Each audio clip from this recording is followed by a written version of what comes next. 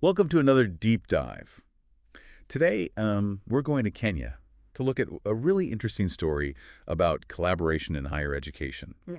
But I think as we get into it, you'll see why the insights apply far beyond, one university or even one continent. Yeah, what I think is so fascinating about this case is that it highlights a shift, from competition to collaboration. Yeah, We're going to see how one university leader's experience speaks to a new model for higher education, one focused on collective progress and shared success. I love that. Yeah. So we'll be exploring an article about Professor Robert Gateru, the Vice-Chancellor of Riara University in Kenya, and his work with something called the Education Collaborative. Okay. Have you heard of this? I have, yeah.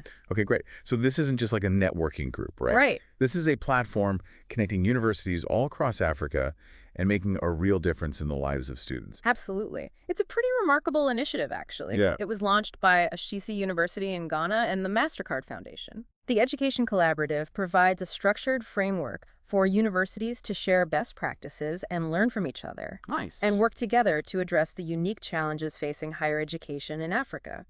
So I read that more than 320,000 students have benefited from this collaboration so far, which is amazing. It is, yeah. But what I'm curious about is what drew Riara University to this network in the first place? Well, in the article, Professor Gateru was very clear that Riara University, like lots of institutions worldwide, wanted to go beyond just measuring inputs. Right. Like, things like student numbers or infrastructure. Right.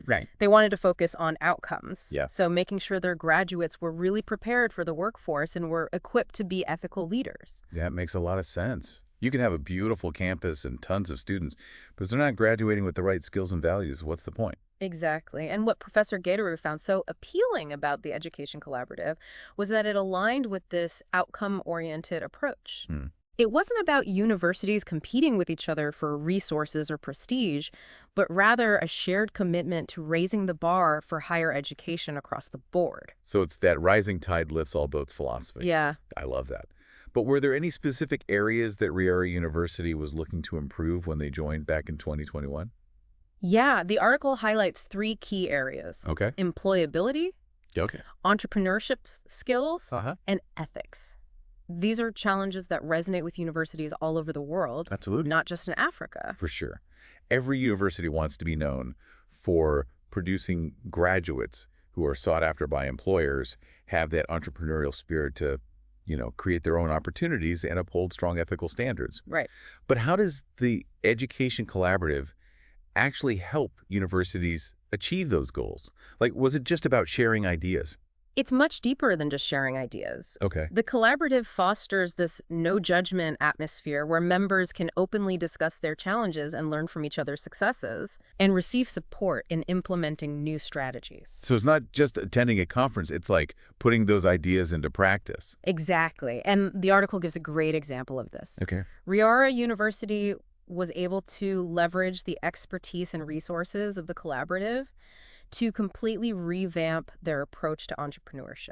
Cool. They streamlined their curriculum, documented their processes to make them easily replicable, and even launched a virtual accelerator to support student businesses. Hold on, a virtual accelerator. Yeah. Tell me more about that. That sounds like cutting edge, especially in the context of higher education in Africa. Well, imagine a program that can reach students all over, Okay. regardless of where they are physically, providing them with the mentorship, the resources, the networks they need to launch and grow their own businesses. So they're not just teaching it in the classroom. Right. They're actually giving students the support Yeah. to make their ideas a reality. Mm-hmm. That's huge. It is. And what's interesting? Riara University didn't just benefit from the collaborative's resources. Right. They actually became really involved in shaping its direction Okay. in East Africa.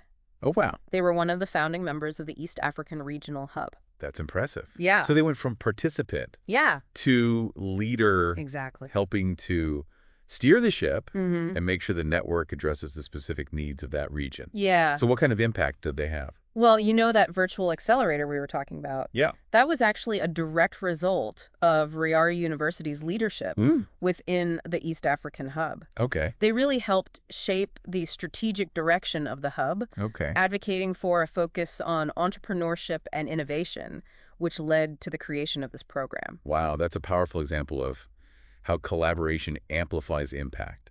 It is. They identified a need, brought it to the table, and worked with others to create a solution Yeah. that not only benefits their own students, but really aspiring entrepreneurs across East Africa. Exactly.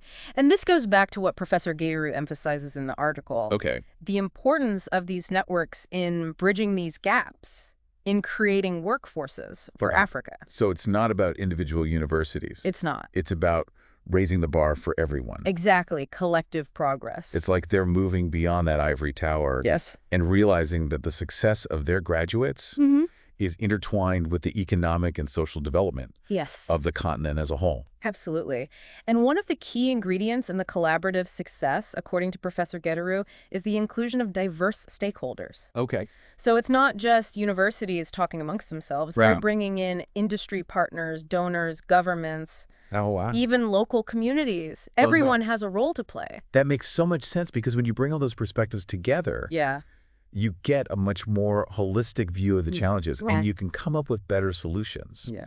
Absolutely. It's like, if you want to go fast, go alone. Yeah. But if you want to go far, Go together. go together. That's a great analogy. I think it highlights what Professor Gateru was saying. Yeah. This collaborative approach can Yeah. help break down these silos Right. and foster a real sense of partnership.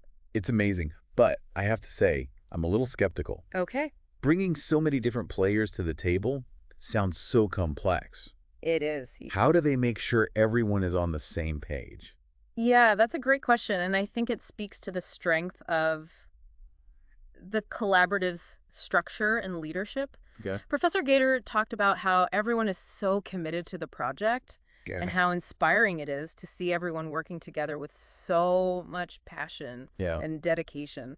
It sounds like they've really created a culture where collaboration is more than just a buzzword. It's not just a buzzword. It's actually how they operate. Part of everything they do. That's great. It is, yeah. It sounds like they've really cracked the code Yeah. on how to make this work. They have. This isn't just an African story, though. It's not, is it? No, this model This model of collaboration. of collaboration has implications far beyond Africa. Yeah. It's a testament to what's possible when we move away from competition Right. and work together. And embrace the power of working together to solve these really challenging problems. Yeah. It makes you wonder, what could we accomplish if we applied this to other global issues? Oh, yeah. Like climate change or poverty, Super. healthcare. Absolutely. So many areas where this could be applied. And that's what I think is so interesting about this deep dive. Yeah. It's not just about celebrating the success of the education collaborative. Right. It's about thinking about how this model could transform other sectors Right. and help us address some of the big problems that we're all facing. Well, we've covered a lot of ground today We have. from Riara University's journey. To the impact of the education collaborative on higher education in Africa. But what does it all mean Yeah. for our listeners? Good question. Well, I think the big takeaway is the power of these collaborative networks to drive real change. Yeah. We've seen how the education collaborative has shifted the focus from individual institutions competing with each other to this collective effort to strengthen higher education as a whole. Yeah, and they're not just talking about it. Right. They're actually doing it. Yeah, Riara University's transformation is a perfect example it is. of how this approach can get real results. Absolutely. Boosting employability, fostering entrepreneurship, Yeah, equipping students with the skills and values they need. It's a really inspiring story it is. that shows how collaboration can lead to innovation, Yeah. not just within one university, but across a whole region Across a region and even beyond. and beyond. It makes you think, though, could we apply this same approach to other challenges? And problems, yeah, definitely. Like in healthcare or sustainability or even the arts? Oh, I think so, yeah. Could we see these kinds of networks popping up in other fields? I think that's the most interesting question that's Yeah. come out of this whole conversation. Right.